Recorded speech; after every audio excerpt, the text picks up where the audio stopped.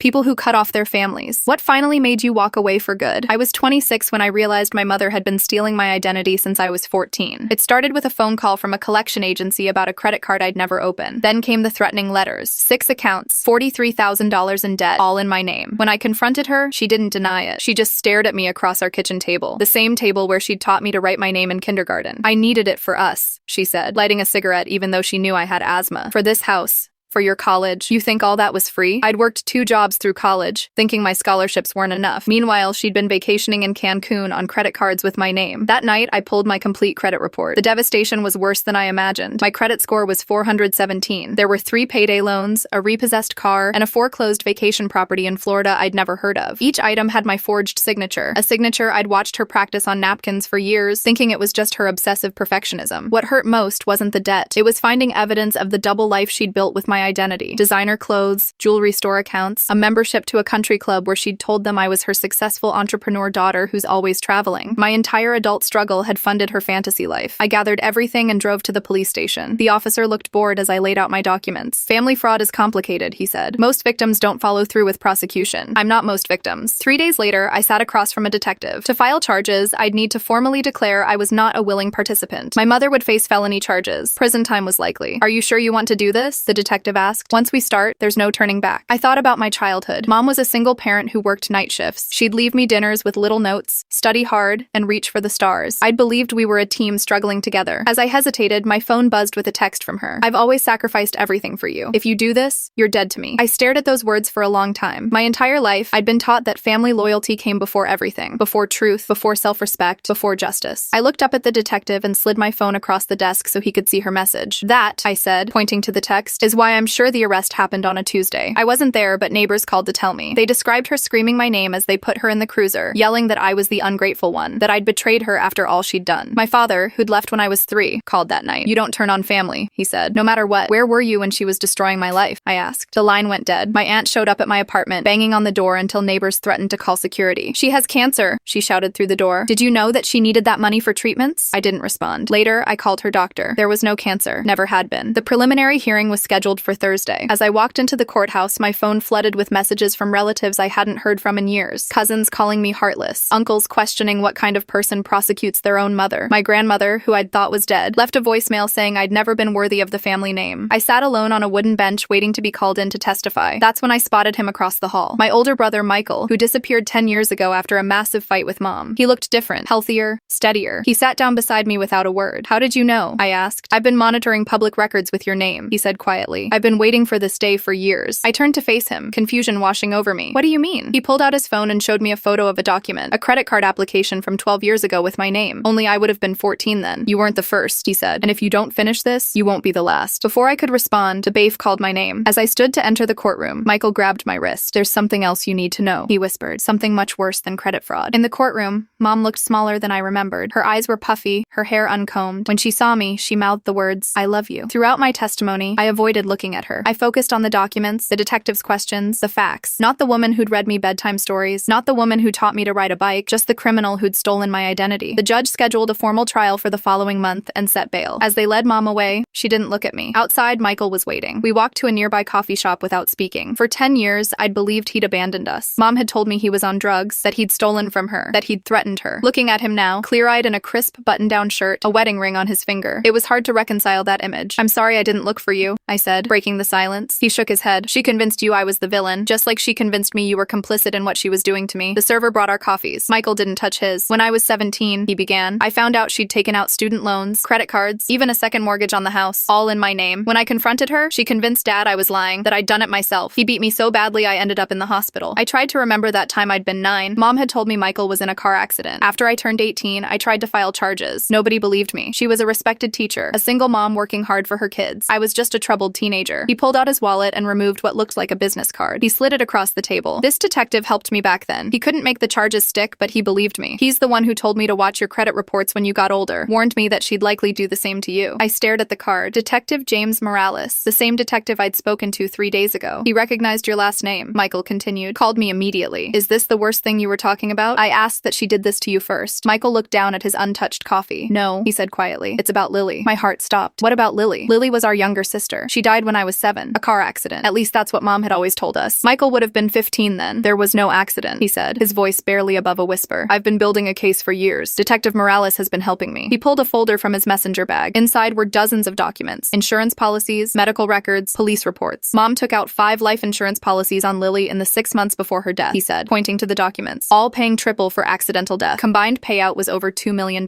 My hands shook as I flipped through the papers. This can't be real. The night Lily died, I heard her crying. Mom had given her something to help her sleep. When I checked on her, she was barely breathing. I called 911, but Mom had already called them, reporting a car accident at a location 20 minutes away. By the time they figured out the real emergency was at our house, it was too late. I remembered that night in fragments. Mom waking me up, telling me we had to go to the hospital, the confused police officers, the doctor's bewildered expression, Mom's theatrical collapse in the hospital. How do you know all this? The paramedic who responded suspected something wasn't right. The timeline didn't make sense. There was no evidence of a car accident, but Mom's brother was chief of police then. The investigation was shut down. The paramedic kept notes, though. He gave them to me years later. I felt sick. Why are you telling me this now? Michael met my eyes for the first time. Because last week, Mom took out a life insurance policy on you. $2 million triple payout for accidental death. The coffee shop seemed to spin around me. I gripped the edge of the table. That's why I've been monitoring your records, he continued. I was afraid something like this would happen after you confronted her about the identity theft. When Detective Morales told me you were pressing charges, she was planning to kill me, I whispered. Michael nodded. We think so, but now she's in custody. You're safe? I laughed bitterly. Safe? My own mother was planning to murder me for insurance money. He reached across the table and gripped my hand. His touch was unfamiliar. A stranger's touch, really. After so many years, we can stop her, he said. For good this time. The trial was scheduled for April, but in March, Mom's lawyer approached with a plea deal. She'd serve 7 years for the identity theft if I'd agree to drop further investigation. Detective Morales advised against it. We're close to building a case for your sister's death. He said, if you accept this deal, that investigation ends. I spent a week agonizing over the decision. Taking the deal meant Mom would be punished, but not for her worst crime. Rejecting it meant gambling on successfully proving a 12-year-old murder with the risk she might get away with everything. In the end, I chose to fight. The district attorney added charges of insurance fraud when we presented evidence of the policies taken out in my name. Mom's lawyer demanded a psychological evaluation, claiming she suffered from Munchausen by proxy. The trial was delayed. During that time, Michael introduced me to his family, his wife Sarah, and their 4-year-old daughter Emma. They lived 3 hours away in a small coastal town. He was an accountant. Sarah taught elementary school. Their house was filled with sunlight and children's artwork. You can stay with us as long as you need, Sarah offered. We have a guest room. I'd been living in a constant state of fear in my apartment. Every unexpected noise made me jump. I accepted their offer and took a leave of absence from my job. Living with Michael's family was like stepping into an alternate universe, one where parents spoke kindly to their children, where disagreements didn't end in silent treatment, where love didn't come with conditions. I watched how Michael kneeled to eye level when speaking to Emma, how he never raised his voice, how he apologized when he made mistakes. Did you learn this from books? I asked him one night after Emma was asleep. He smiled sadly. I learned what not to do from our parents. The rest is just trying to do the opposite. In May, Detective Morales called with news. They'd located the paramedic who'd responded the night of Lily's death. He was willing to testify. They'd also found Lily's original toxicology report, which showed a lethal dose of sleeping medication. The report had been buried, replaced with a falsified version showing only minor traces consistent with the car accident story. The district attorney added first-degree murder charges. When the news broke,